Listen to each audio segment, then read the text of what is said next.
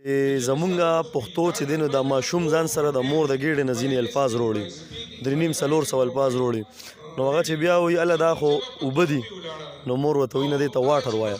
نو اصل کې دا مور یې وایي جوړ دی ما ایجوکیټډ کو، خو په ریالټي کې دا ده چې دی جاهل کو. د ده نه هغه قدرتي الفاظ واخیستل، ده ته مصنوعي ور ټرانسفر کړل کم چې نه دي پکار. او دا بیا وروسته ژوند ځکه ګران شي چې زمونږ په پښتو معاشره کې زمونږ په کوالیفیکیشن په ایجوکیشن کې او په نصاب کې به دا خبرې نه وي چې دا فیل شو دا پاس شو. کتونکو موجب زلمی مې پسند کې ولاړ دی، څنګه چې زه ذکر کوم نن مورنۍ لفظ مورنۍ ژبه چې کومه ده منځلې کېږي نړیواله ژبه، خو چې هغې کې د شاعر خبره نه کېږي ځکه چې دا پښتو موږ زده کړې ده دغه شاعرانو نه زده کوو، د الفاظ زده کوو د دې شاعرانو نه زده کوو. دوی چې په شعر کې په کوزه کې کم سمندر باندې دا موږ په ګنټو ګنټو په سړی نشو پیولی او دوی هغه شعر ته توجه ورکوي.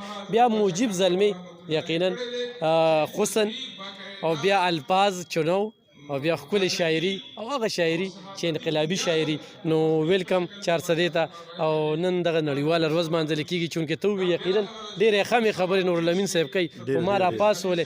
نو ما ډېره زیاته ستاسو هم مننه ده، ستاسو مینه ده. زه فخر کوم په دې باندې چې دا خو 400 خو زموږ دویم کور دی الحمدلله. نو زه ویاړم په دې باندې، ستاسو هم ډېره زیاته مننه.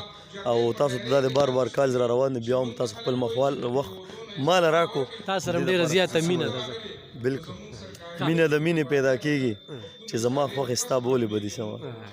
موجب صاحب نننۍ ورځ لکه موږ په دې پښتو کې اردو م استعمالو، انګلیش هم استعمالو او په هغې فخر کوو. او بیا چې شاعر ته کښېنو ډېره ښکلې شاعري موجب زلمي وکړه، خو چې ورته دا ټکي څه ووې نو بیا پې پوهېږو. نو اصل کې دا خو زمونږ ګناه نه ده، دا خو زمونږ د مور او پلار ګناه ده. دا اوس دې خبره وکړه چې زمونږ پښتو چې دی نو دا ماشوم ځان سره د مور د ګېډې نه ځینې الفاظ راوړي، 350-400 الفاظ راوړي. نو هغه چې بیا وایي اله دا خو اوبه دي، نو مور ورته وایي نه دې ته واټر وایه. نو اصل کې دا مور یې وایي جوړ دی ما ایجوکیټډ کو، خو په ریالټي کې دا ده چې دی جاهل کو. د ده نه هغه قدرتي الفاظ واخیستل، ده ته مصنوعي ور ټرانسفر کړل کم چې نه دي پکار. او دا بیا وروسته ژوند ځکه ګران شي چې زمونږ په پښتو معاشره کې زمونږ په کوالیفیکیشن په ایجوکیشن کې او په نصاب کې به دا خبرې نه وي چې دا فیل شو دا پاس شو. هر کس په پاسو، خو که زمونږ نصاب زمونږ په ژبه کې و. فیض الوهاب فیض صاحب وایي چې د پښتو مثال چې دی نو دا د اکوړ چې کله غوزان چې سپین شي او داسې مخامخ چاته کېږي هغه به خوري. او د بلې ژبې کې چې ته خپل څه زده کې یا کیمسټري یا انګلیش یا هره ژبه چې او هغه ته په بله ژبه کې زده کې نو هغه په بنده کوړ په مثالي نو ته به لومبې هغه کولاوې د هغې نه به هغه مغز راوباسې د هغې نه پس پې خوري. نو دا هر څه یو په ټریپل باندې ګران شي که نه. نو دا چا دا مونږ په خپله په نن ورځ باندې د شاعرانو اهمیت هم لږ وي که نه چې پښتو خو موږ تاسو نه زده کوو دا ټکي الفاظ نو څه ګورئ دې ته څه وایي؟ دا ښکلی بالکل همداسې ده. او د پښتو ژبه ادب او شاعر او بیا هنرمند سندرغاړي دا ټول داسې یو بل سره په دې باندې دا یو څو کسان دي چې په دې باندې دا پښتو ودانه وي او باده وي. زمونږ کار دا دی چې مونږ پښتو وساتو. نه لوستي شو نه ویلي شو نه لیکلي شو. دا خو دغه باچا خان بابا ویل چې پښتو لولې پښتون پښتو وایي او پښتون ممرې. نو دا خو ونه شوه که نه چې اوس مونږ په بله ژبه کې دا زمونږ ګناه نه، دا زمونږ د مشرانو ګناه ده. زه بیا وایم او جي په پښتو هم څه لیکلي دي؟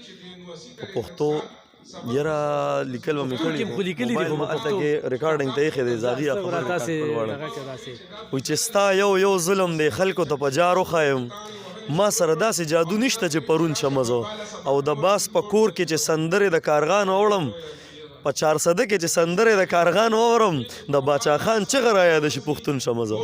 ډېره زیاته په دې پاتې دنیا کې له ارمانه تاوېدم ابس لکه مندر کې د بګوانه تاوېدم کعبې نه هم اوچت شی مې سینه کې را پیدا شو احرام مې په ځان وتړو د ځانه تاوېدم دا اوس مې عقل راغلو چې زما هم باچا خان شته زه ټول عمر د بل کلي د خانه تاوېدم. ډېره زیاته مننه دی کوم او دغه له ورشه ویلکم دعاګویو درله او انشاءالله بیا به درسره ملاوېږم طویل انشاءالله ولې ډېره زیاته مننه.